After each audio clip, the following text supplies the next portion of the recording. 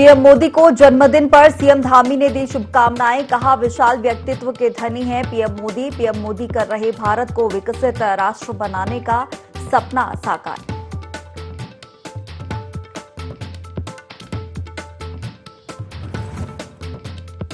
मुख्यमंत्री के कैंप कार्यालय में लगा सीएम को बधाई देने वालों का तांता। मुख्यमंत्री ने सभी का जताया आभार, साथ में सुनी जन समस्याएं।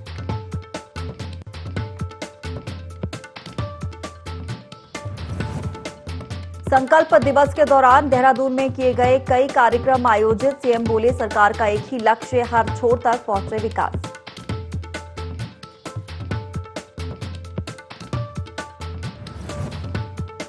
बाल विकास विभाग के तत्वाधान में स्वास्थ्य शिविर का आयोजन। सीएम धामी के जन्मदिन के अवसर पर आयोजित किया शिविर। आंगनबाड़ी केंद्र की महिलाओं समेत कई बच्चे रहे कार्यक्रम में मौजूद।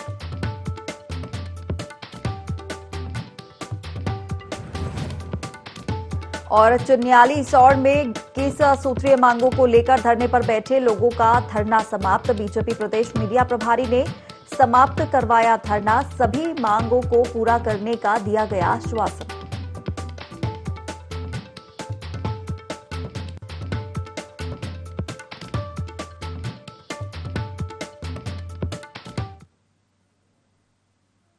नमस्कार, बहुत स्वागत है आपका IND 24 में। मैं हूं आपके साथ हिमांशा मेहता। बुलेटिन की शुरुआत करेंगे बड़ी खबर के साथ जो देहरादून से मिल रही है, जहां सेवा दिवस के रूप में पीएम मोदी का जन्मदिन मनाया जा रहा है।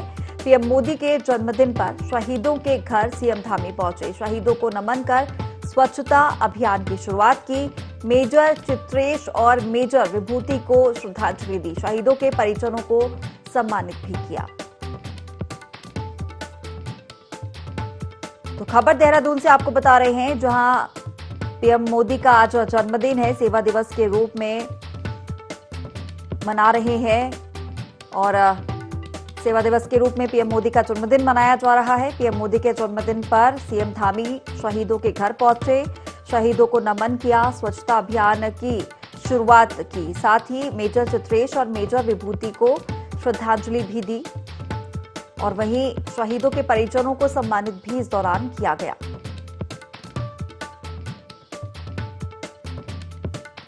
तो मुख्यमंत्री पुष्कर सिंह धामी पीएम मोदी का जन्मदिन सेवा दिवस के रूप में मना रहे हैं। बता दें कि पीएम मोदी के जन्मदिन पर मुख्यमंत्री पुष्कर सिंह धामी ने शहीदों के घर जाकर शहीदों को नमन किया और स्वच्छता अभियान की इसके बाद शुरुआत की है। और मेजर चित्रेश, मेजर विभूति को श्रद्धांजलि यहां पर दी। साथ ही शहीदों के परिजनों को सम्मानित भी किया।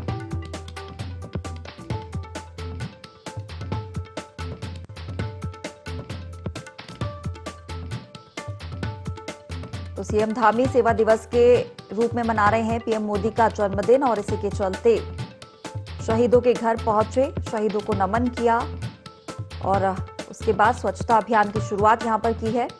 मेजर चित्रेश और मेजर विभूति को भी श्रद्धांजलि दी, उनके परिजनों को भी सम्मानित किया।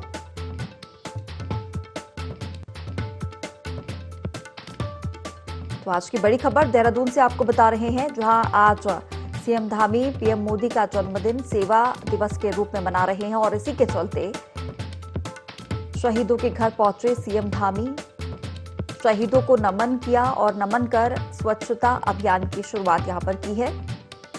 साथ ही शहीदों के परिजनों को भी सम्मानित किया। मेजर चित्रेश और मेजर विभूति को श्रद्धांजलि दी।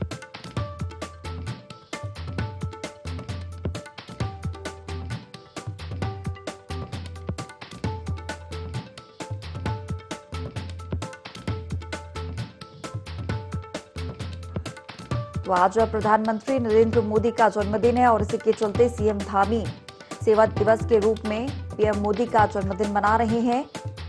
और इसी तारतम्य में शहीदों के घर पहुंचे हैं सीएम धामी, शहीदों को नमन कर स्वच्छता अभियान की शुरुआत की। साथ ही शहीदों के परिजनों को भी सम्मानित किया। मेजर चित्रेश और मेजर विभूति को श्रद्धांजलि भी दी।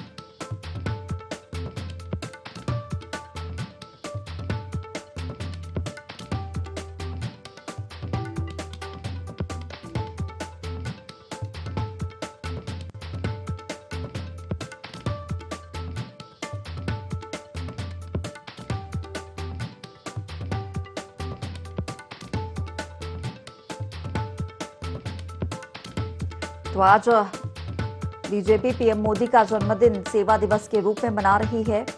सीएम धामी सेवा दिवस के रूप में पीएम मोदी का जन्मदिन मना रहे हैं और इसी के चलते पीएम मोदी के जन्मदिन पर शहीदों के घर पहुंचे हैं सीएम धामी। और भी ज्यादा जानकारी के साथ हमारे प्रिंसिपल करस्पॉन्डेंट कैलाश बिष्ट हमारे साथ जुड़ गए हैं। कैलाश, सेवा दिवस के रूप में पीएम मोदी का जन्मदिन मनाया जा रहा है। बीजेपी की बात करें या पूरे मुख्यमंत्री पुष्कर सिंह धामी की बात करें तो सेवा दिवस के रूप में आज पीएम मोदी का जन्मदिन मनाया जा रहा है। बिल्कुल देखिए, 16 तारीख से 2 अक्टूबर तक कार्यक्रम निश्चित किए गए थे उत्तराखंड में। 16 तारीख को मुख्यमंत्री पुष्कर सिंह धामी का जन्मदिवस जहां संकल्प दिवस के रूप में मनाया गया, तो वहीं आज से प्रधानमंत्री नरेंद्र मोदी का जो जन्मदिवस है उसको सेवा पखवाड़ा के रूप में या फिर सेवा दिवस के रूप में मनाया जा रहा है, जिसके तहत स्वच्छता अभियान पूरे प्रदेश में चलाया जाएगा अलग अलग जगहों पर। उसके अलावा जो 2 अक्टूबर तक जो कार्यक्रम है, तमाम कार्यक्रमों को चिन्हित कर लिया गया है और अलग अलग कार्यक्रमों को किया जाएगा पूरे प्रदेश भर में। और आज शुरुआत मुख्यमंत्री ने की है। यहाँ पर जो मेजर शहीद हुए थे, देहरादून के 2 मेजर थे, मेजर चित्रेश बिष्ट और मेजर विभूति ढोंडियाल, दोनों के ही आवास पर मुख्यमंत्री सुबह गए, श्रद्धा सुमन अर्पित उन्होंने किए, उनके परिजनों से मुलाकात करते हुए परिजनों को सम्मानित भी किया। साथ ही श्रद्धांजलि दी गई उन शहीदों को जिन्होंने देश के लिए अपनी अपनी कुर्बानी दी है और उनके जो बलिदान है उसको याद किया गया। और वहीं से उन्होंने शुरुआत की है स्वच्छता अभियान की और ये संकल्प दोहराया है कि जिस तरीके से प्रधानमंत्री ने स्वच्छता का जो अभियान और जो बीड़ा उठाया था, उसी अभियान और बीड़े को उठाते हुए न सिर्फ शहर की सफाई बल्कि भ्रष्टाचार की सफाई, उसके अलावा जो कुरीतियां इस समाज में हैं, उन तमाम चीजों की सफाई को लेकर यह संकल्प लिया गया है और इसकी शुरुआत आज राजधानी देहरादून से की गई। बिल्कुल कैलाश, जिस तरीके से स्वच्छता अभियान की शुरुआत यहाँ पर की है और लोगों में जागरूकता भी फैलानी ज्यादा जरूरी है, क्योंकि लोगों में जागरूकता होगी, जनता में जागरूकता होगी तो शहरी नहीं पूरा जिला, पूरा प्रदेश स्वच्छता में अव्वल आ सकता है। हाँ, बिल्कुल देखिए, ज़ाहिर तौर पर देखिए, एक मैसेज देने की कोशिश की गई है कि जिस तरीके से हम अपने शुरुआत अगर स्वच्छता की करते हैं तो अपने घरों से करते हैं। तो जब अपने घर को हम स्वच्छ रख सकते हैं तो क्यों नहीं अपने मोहल्ले को, अपने गलियों को, अपने शहर को हम स्वच्छ रखें। और यही संकल्प और इसी मैसेज को देने की कोशिश आज मुख्यमंत्री ने की है। लिहाजा जो इस दौरान जो शहीद हुए, जो शहीद थे, उनको भी याद यहाँ पर किया गया है। तो एक साथ यहाँ पर 2 कार्य किए गए हैं। एक तो जो शहीद हैं उनके शहादत को यहाँ पर नमन करना और दूसरा जो स्वच्छता अभियान की जो बात लगातार यहाँ पर प्रधानमंत्री नरेंद्र मोदी करते हैं, तो उसको स्वच्छता पखवाड़े के रूप में यहाँ पर मनाना। पूरे सप्ताह तक ये कार्यक्रम आयोजित किए जाएंगे। तो जाहिर तौर पर ये एक मैसेज देने की कोशिश की गई है कि आपको जहां एक और जो शहीद हुए, जो शहीद हैं, उनको भी आपको श्रद्धांजलि देनी चाहिए, उनके शहादत को आपको नहीं भुलाया जा सकता। और साथ ही जो स्वच्छता है इसका भी संदेश दिया गया है। बिल्कुल कैलाश, इसके अलावा भी कुछ और कार्यक्रम आज होने वाले हैं? बिल्कुल, इसके अलावा कई कार्यक्रम हैं प्रदेश में। राजधानी देहरादून में आज बहुत कार्यक्रम रखे गए हैं स्वच्छता पखवाड़ा को लेकर। और जिस तरीके से मैंने आपको बताया कि पहले ही ये कार्यक्रम निर्धारित कर दिए गए थे, क्योंकि मुख्यमंत्री के जन्मदिवस से इस कार्यक्रम की शुरुआत की गई थी संकल्प दिवस के रूप में। और अब स्वच्छता जो पखवाड़ा है वो तो आज मनाया ही जा रहा है। इसके अलावा जो अन्य कार्यक्रम है, चाहे उसमें ब्लड डोनेशन की बात हो, गंगा तटों की सफाई की बात हो, यहाँ पर एकता को मैसेज देने की यहाँ पर बात हो, या फिर यहाँ पर स्वच्छता को लेकर दौड़ की बात हो, एकता को लेकर दौड़ की बात हो, महिलाओं में आपस में कई तरह के ऐसे कार्यक्रम हैं जिन कार्यक्रमों के माध्यम से महिलाओं का जो आत्मबल है उसका उत्थान हो सके। तो ये तमाम तरह के जो कार्यक्रम है इनका आयोजन किया गया है और मैसेज अलग अलग कार्यक्रमों से देने की यही कोशिश की गई है कि भारत अनेकताओं में एकता का देश है। यहाँ पर अलग अलग धर्म के लोग भले ही रहते हैं, लेकिन उसके बावजूद भी एकता सब पे देखी जा रही है। बिल्कुल कैलाश, चलिए तमाम जानकारी हम तक पहुंचाने के लिए आपका बहुत शुक्रिया। चलिए और अब खबरों में आगे बढ़ेंगे। मुख्यमंत्री पुष्कर सिंह धामी का जन्मदिन धूमधाम से मनाया गया।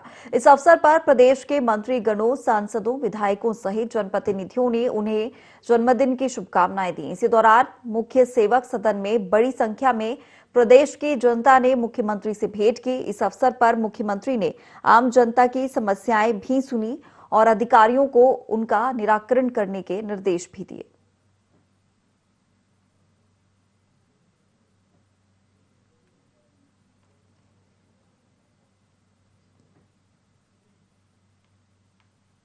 उत्तराखंड की खूबसूरत वादियां बॉलीवुड अभिनेता, निर्माता और निर्देशकों को बहुत पसंद आ रही हैं। लगातार बॉलीवुड के नामचीन सितारे यहां पहुंच रहे हैं।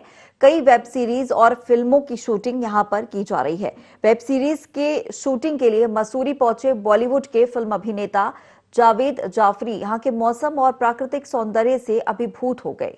उन्होंने यहां की जमकर तारीफ की और कहा कि वो पहली बार मसूरी आए हैं और यहां की खूबसूरती उन्हें यहां बार बार आने के लिए प्रेरित कर रही है।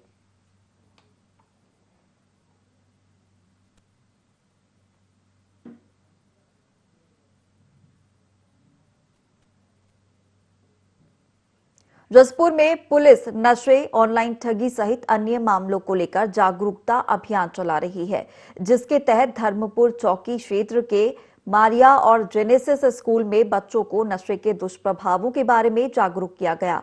साथ ही पुलिस ने ऑनलाइन ठगी और महिला सुरक्षा से संबंधित जानकारी भी स्कूली बच्चों को दी गई। यातायात व्यवस्था के संबंध में और यातायात के नियमों के पालन करने के लिए और उनसे संबंधित जो भी नियम हैं उनसे बच्चों को अवगत कराया गया है। और इसके अलावा जो ऑनलाइन ठगी चलती है इस संबंध में किस प्रकार की कॉल रिसीव करें या रिसीव करने के बाद यदि कोई फर्जी आपको प्रलोभन देता है उसकी बात ना सुने, इस संबंध में भी उन्हें जानकारी दी गई। इसके अलावा एक जो महिलाओं से संबंधित आजकल अपराध बढ़ रहे हैं उसमें महिलाओं के अधिकार के बारे में समझाया गया है और ताकि आगे भविष्य में भी इस प्रकार के जो है अभियान चलते रहेंगे। ऋषिकेश में एसडीएम शैलेंद्र सिंह नेगी के साथ स्वास्थ्य विभाग की टीम ने अल्ट्रासाउंड सेंटर पर छापामार कार्रवाई की है। टीम ने अल्ट्रासाउंड मशीनों और सभी दस्तावेजों की जांच की, जहां भ्रूण लिंग जांच के लिए दबाव बनाए जाने का मामला सामने आया है। एक महिला लगातार अल्ट्रासाउंड सेंटर पर आकर भ्रूण लिंग जांच के लिए संचालक पर दबाव बना रही थी। ये जानकारी संचालक ने खुद स्वास्थ्य विभाग की टीम को दी, जिस पर टीम ने जल्द ही महिला से संपर्क कर काउंसलिंग करने की बात कही है।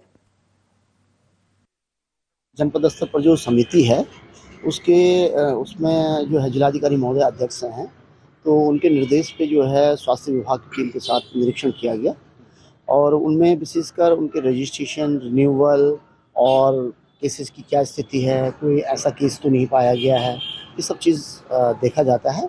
और हम लोगों ने इन्हीं जो बिंदु होते हैं उनका यहाँ पर निरीक्षण किया है हेल्थ डिपार्टमेंट के साथ और अभी फिलहाल ऐसा कोई बिंदु प्रकाश में नहीं आया इस पर कार्रवाई करेंगे।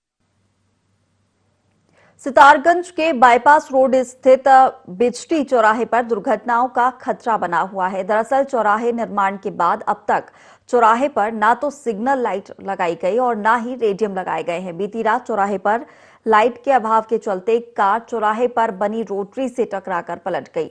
हालांकि कार में सवार 2 लोगों को मामूली चोटें आई हैं। आसपास के दुकानदार और लोगों ने बताया कि चौराहे पर उचित लाइट और रेडियम के न होने से आए दिन रात में ऐसे हादसे होते हैं, जिसकी सुध प्रशासन या नगर पालिका लेने को तैयार नहीं है। पूर्व में भी मैंने एक बार एनएच वालों को जो है इस बारे में अवगत कराया था। अभी कुछ दिनों पहले भी एक ट्रक जो है पूरा इससे पार हो गया था और कई लोगों की मौत भी इसमें हो चुकी है। लगातार ये चौराहा जो है दुर्घटनाओं का चौराहा बनता नजर आ रहा है और बिल्कुल ये तो मैं अभी मेन चौराहे से पैदल निकल रहा था तो देखा मैंने एकदम जो है ये गाड़ी वाला अचानक इस पर टकरा गया गोल चक्कर से। और ये कहीं ना कहीं एनएच वाले जो अधिकारी हैं इनकी कहीं ना कहीं ये जो है क्या कहेंगे इसको हम कहेंगे मतलब बहुत ही ज़्यादा उनकी देख नहीं रहे इस चीज़ को कि यहाँ पर लाइट की व्यवस्था नहीं है और यहाँ पर रेडियम की कोई व्यवस्था नहीं कर रखी है। लोगों को अंधेरे में पता ही नहीं लगता है कि आगे गोल चक्कर है या नहीं है। इस कारण लोग जो है अपनी जान को भी जोखिम में डालकर जो है यहाँ से निकल रहे हैं। यहाँ पे आया दिन कोई ऐसी दिन नहीं याद है जिस दिन घटना नहीं होती है। कभी तो अपना जो तारगंज से अपना शहर से निकलता है तो वो भी चढ़ जाता है, जो आता है रुद्रपुर की तरफ से वो भी, जो अभी ये खटीमस है जो अभी गाड़ी आई है सीधी ऊपर चढ़ गई है। ये कमी जितनी है, ये एनएच की कमी है, इस कमी को दूर करा जाएगा तभी सेट बैठेगा, नहीं तो नहीं। डेली एक्सीडेंट हो रहा है, कोई दिन नहीं ऐसा जाता है नहीं होता है। तो ये ऐसे गलत बनाए गए हैं जो सबसे ज्यादा गलत है। किराए में जब तक लाइट नहीं बनेगी, जब तक सिस्टम नहीं बनेगा, सबसे सिस्टम लिया गलत, लाइट लगनी चाहिए, लाइटें लगेगी तब सिस्टम का बनेगा। तो जहाँ बुरा तरह अंधेरा है, पता नहीं चलता आदमी किधर से आ रहा है, कौन जा रहा है, क्या आ रहा है।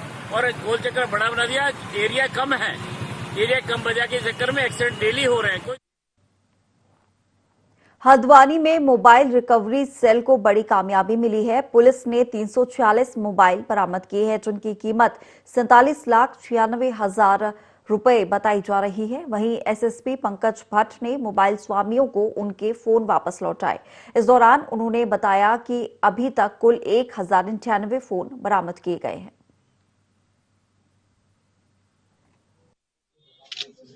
देखो भाई, हमने जो से अभी तक 1.5 करोड़ से ऊपर के मोबाइल रिकवर किए गए हैं और मोबाइल रिकवरी सेल द्वारा जो अच्छा कार्य किया गया, इसके लिए मेरी तरफ से 5,000 रुपए के नकद इनाम की घोषणा की गई।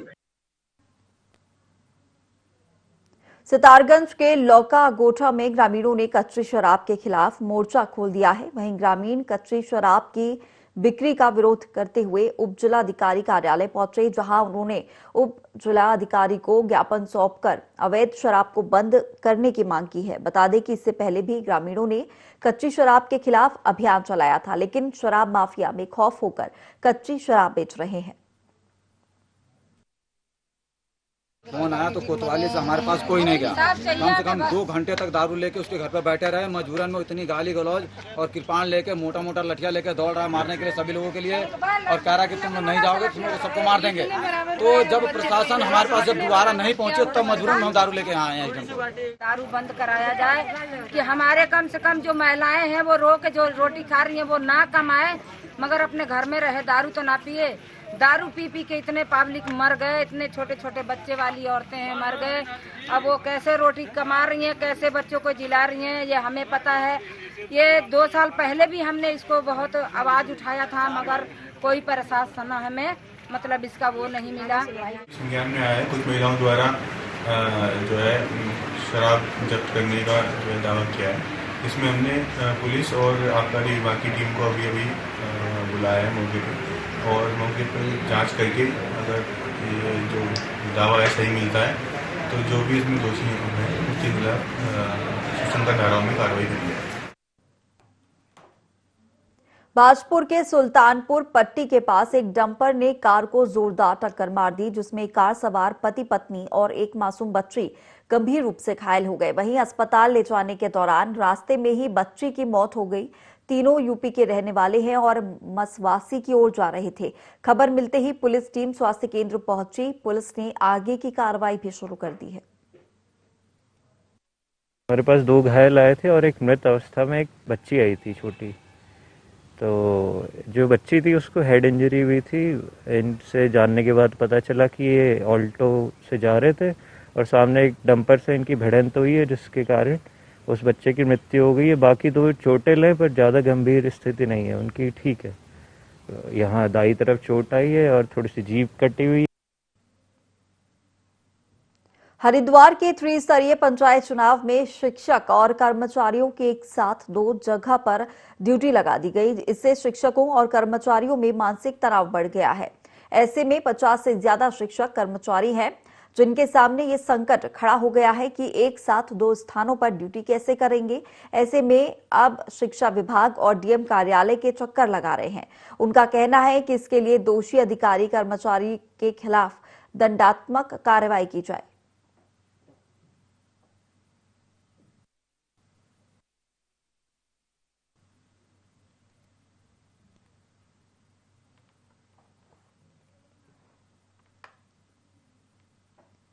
चंपावत जिले के पाटी ब्लॉक में स्कूल शौचालय की दीवार ढहने के मामले में शिक्षक को निलंबित कर दिया गया है। बताया गया है कि 14 सितंबर को हुई घटना में एक बच्चे की मौत हो गई थी, जबकि 5 छात्रों को गंभीर चोटें आई थी। मामले में सीएम धामी ने न्यायिक जांच के आदेश दिए थे।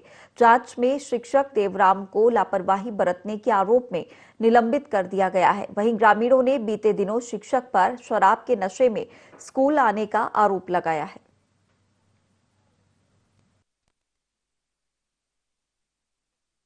एक दुखद और दर्दनाक घटना जो है प्राथमिक विद्यालय मौनकांडा विकासखंड पार्टी में घटित हुई है। तो उसमें जो है संबंधित उप शिक्षा अधिकारी को मैंने ये निर्देशित किया था कि आप जो है इस संबंधित टीचर के खिलाफ जो है अनुशासनात्मक कार्रवाई के लिए जो है एक प्रस्ताव तत्काल मेरे पास प्रस्तुत करें, और उनके द्वारा जो है यह प्रस्ताव जो है मुझे प्रेषित भी किया गया है, जिसके अनुपालन में जो है मैंने इन्हें जो है आज ही जो है निलंबित किया है।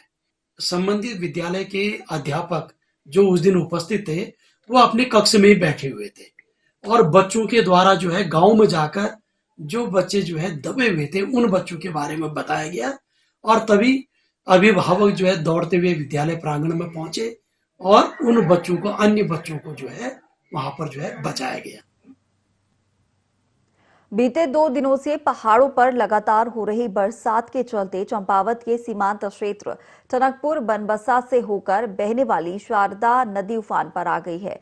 चंपावत के तराई क्षेत्र बनबसा में स्थित शारदा बैराज से इस समय 1,96,000 क्यूसेक से ज्यादा पानी तराई क्षेत्र की ओर डिस्चार्ज हो रहा है। बढ़े जलस्तर को देखते हुए प्रशासन ने बैराज से 18 गेट ओपन कर रखे हैं, जिनसे लगातार पानी नेपाल और यूपी के सीमावर्ती तराई के क्षेत्रों की तरफ डिस्चार्ज हो रहा है।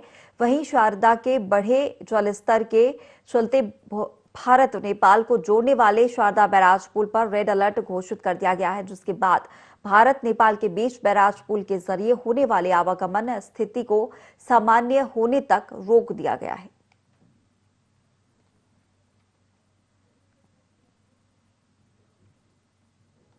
आईटीबीपी ने सीमा द्वार और देहरादून में संकल्प दिवस पर कार्यक्रम आयोजित किया, जिसमें मुख्यमंत्री पुष्कर सिंह धामी शामिल हुए। इस मौके पर उन्होंने छात्रों और जवानों के बीच केक काटकर अपना जन्मदिन मनाया। मुख्यमंत्री पुष्कर सिंह धामी ने कहा कि हमारे जवान देश की सुरक्षा से लेकर हर क्षण सेवा के लिए तत्पर रहते हैं। सैनिकों और उनके परिवार का जीवन हमेशा ही संघर्ष भरा रहता है। साथ ही सीएम धामी ने कहा कि प्रधानमंत्री नरेंद्र मोदी के नेतृत्व में भारत का मान सम्मान और स्वाभिमान बढ़ा है। आजादी का अमृत महोत्सव पूरे देश में धूमधाम के साथ मनाया गया। अब देश का अमृतकाल शुरू हो चुका है।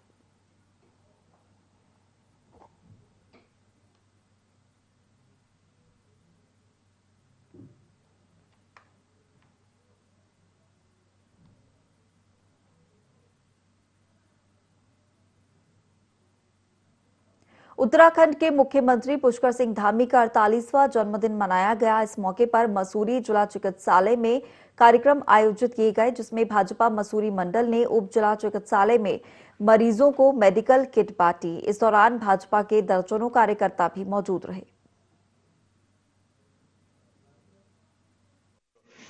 माननीय पुष्कर सिंह धामी जी का 48वां जन्म दिवस के शुभ अवसर पर मसूरी मंडल द्वारा जो है यहाँ पर हेल्थ किट बांटी गई है, जिसको माननीय मंत्री जी गणेश जोशी द्वारा उपलब्ध कराई गई है।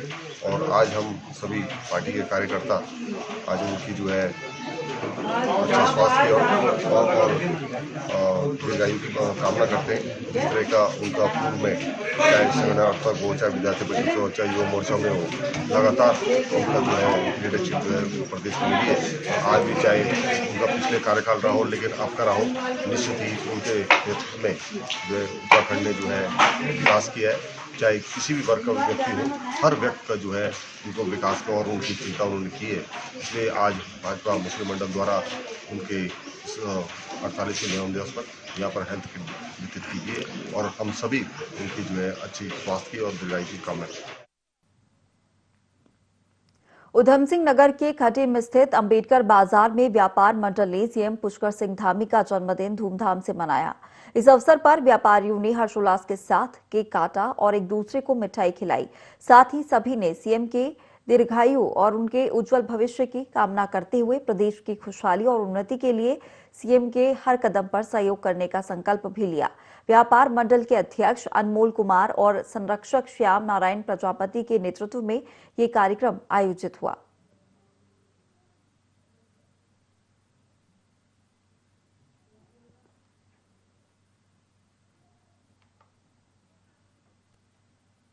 चलिए फिलहाल इस बुलेटिन में इतना ही। आप बने रहिए IND 24 के साथ।